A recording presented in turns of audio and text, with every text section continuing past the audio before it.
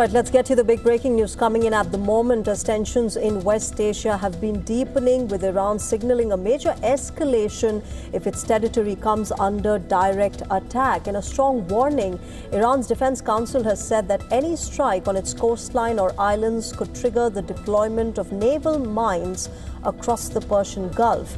This warning comes at a time when fears are rising in Tehran over a possible expansion of this war involving the United States and Israel.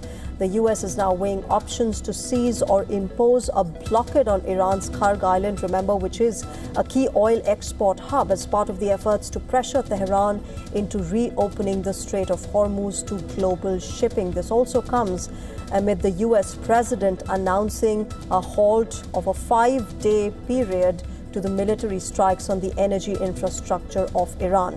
Let me quickly go across to Dharamjot Kaur. She's joining us from the newsroom and tracking all the developments in this. Dharamjot, take us through this Iranian statement where they're talking about naval mines being used by them if their coastline is attacked. This is something that Iran has always maintained. Now the threat of it, the risk of that being used, becomes all the more real. Well, absolutely, Shreya, but I think first it's important to put into context that this statement by Iran's Defense Council came in a few hours before Trump's latest statement on Truth Social.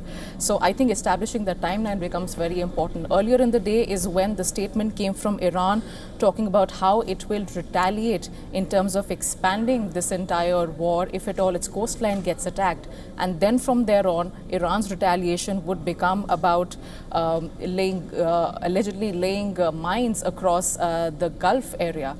And so that escalatory statement came hours before Trump, who has now said that there have been talks going on between the US and the Iran for the last couple of days, which he says now indicate a tone and a tenor towards wanting to cease all hostilities. And keeping that in mind, the US president has now instructed the War Department of the United States to cease all attacks on Iran's energy infrastructure for the next 5 days.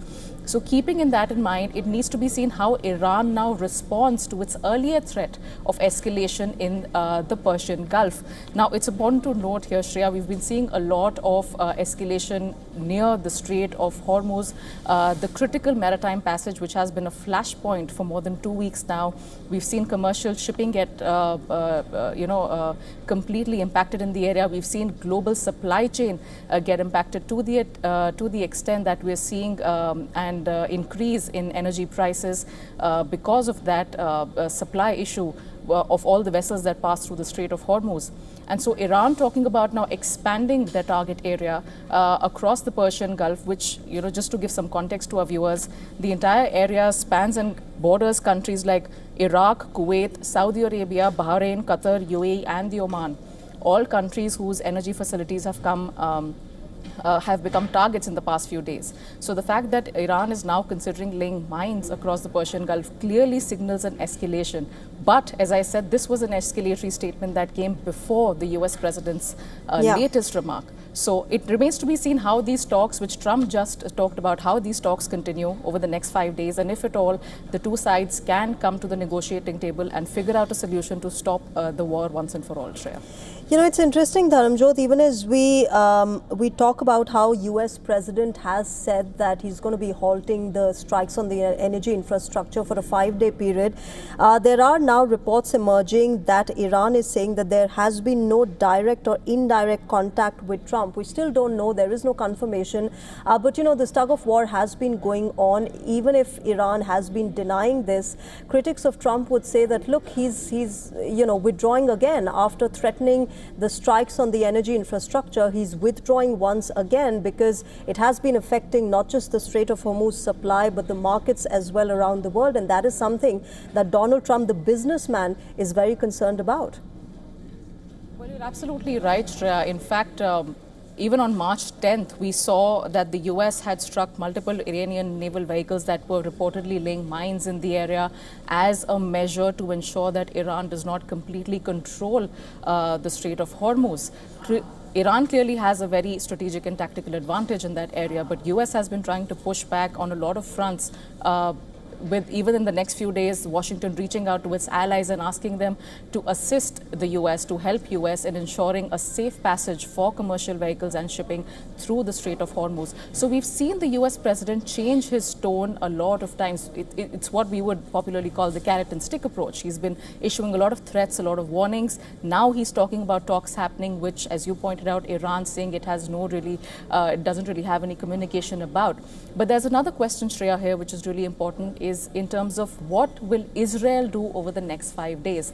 Now, we're looking at Iran and US coming to the negotiation table, but we've heard this before from the Trump administration themselves, where they have said that their goals in this war is different than that of what Israel's goal in this war is.